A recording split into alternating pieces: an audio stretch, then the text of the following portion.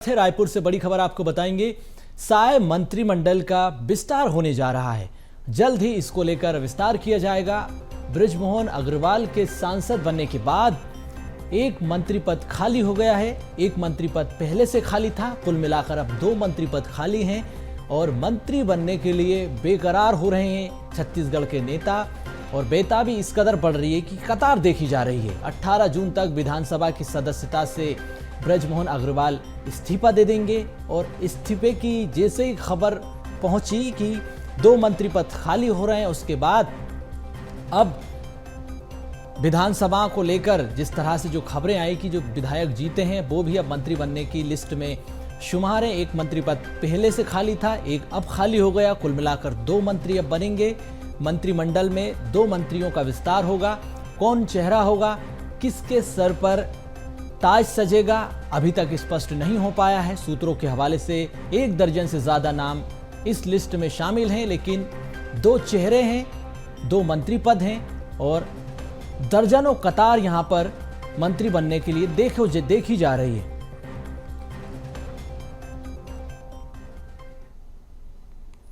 तो छत्तीसगढ़ में 2 मंत्री पदों के लिए दावेदार सक्रिय हो गए हैं। साय सरकार में 2 मंत्री पद के लिए उठापटक तेज हो गई है।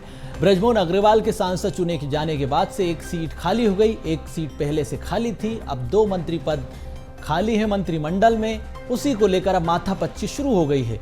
तो मंत्रिमंडल पर माथापच्ची का दौर शुरू हो चुका है। मंत्री बनने की दौड़ में कई बड़े नेताओं के नाम शामिल हैं। अजय चंद्राकर का नाम इसमें सामने आया है। राजेश मूणत, अमर अग्रवाल को आस है। धर्मलाल कौशिक भी कतार में है। लता उसेंडी को भी इंतजार है। तो जो 4 नाम आपको बता रहे हैं, अजय चंद्राकर इस लिस्ट का हिस्सा है। राजेश मूणत भी बेकरार हैं। अमर अग्रवाल को मंत्री बनने की आस है। धर्मलाल कौशिक भी उसी लिस्ट की कतार में है। तो लता उसेंडी को भी मंत्री बनने का इंतजार है। इससे कई चेहरे एक के बाद एक सामने आ रहे हैं। 2 मंत्री पद हैं, लेकिन चेहरे अनेक हैं। साय मंत्रिमंडल का विस्तार होना है। 2 मंत्री पद जो कि खाली हो गए, 2 मंत्रियों को एडजस्ट करना है। मंत्री बनने की दौड़ जिस तरह से देखी जा रही छत्तीसगढ़ में, संवाददाता मोनिका दुबे से हम इस पर जानकारी लेंगे। मोनिका, कई बड़े चेहरे सामने आ रहे हैं। 2 मंत्री पद हैं, चेहरे अनेक हैं। अजय चंद्राकर को जिस तरह से उम्मीद है, वो भी इंतजार में बैठे हैं कि उनका नाम भी आएगा। राजेश मूणत, अमर अग्रवाल को भी आस उम्मीद है कि उन्हें भी मंत्री बनाया जाएगा। धर्मलाल कौशिक भी उसी कतार का हिस्सा हैं।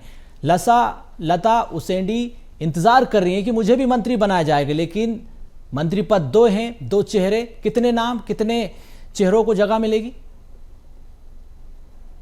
जी बिल्कुल, देखिए जब विष्णु कैबिनेट का विस्तार हुआ था उस समय भी जब कैबिनेट में 1 सीट खाली थी और उसके बाद अब क्योंकि बृजमोहन अग्रवाल सांसद बन चुके हैं तो ऐसे में जो 1 सीट और खाली हो जाती है, तो अब बीजेपी के उन तमाम वरिष्ठों को इस चीज का इंतजार है बेसब्री से कि कब आखिर उन्हें जगह मिलेगी। अगर बात कर ली जाए 2 सीट यानी कि 2 मंत्री जब बनाए जाएंगे तो इस पर किन किन लोगों का जो नाम रेस में सामने चल रहा है, इस पर अगर बात की जाए तो राजेश मूणत, अजय चंद्राकर, लता उसेंडी, गोमती साय, इसके साथ ही साथ अमर अग्रवाल, धर्मलाल कौशिक, पुन्नू लाल मोहले। बीजेपी के ये वह तमाम नाम है जो काफी दिग्गज और काफी वरिष्ठ नेता माने जाते हैं और साथ ही साथ इनकी जो पकड़ है, इनके संगठन से इनका जो सीधा जो कनेक्शन है वह साफ तौर पर देखा जा सकता है। साथ ही साथ इनका जो राजनीतिक जो इतिहास भी वह देखा जा सकता है। अपार जन समर्थन के साथ वाले यह नेता है। कई ओबीसी वर्ग के दिग्गज नेता है। चाहे धर्मलाल कौशिक की बात की जाए, चाहे अजय चंद्राकर की बात की जाए,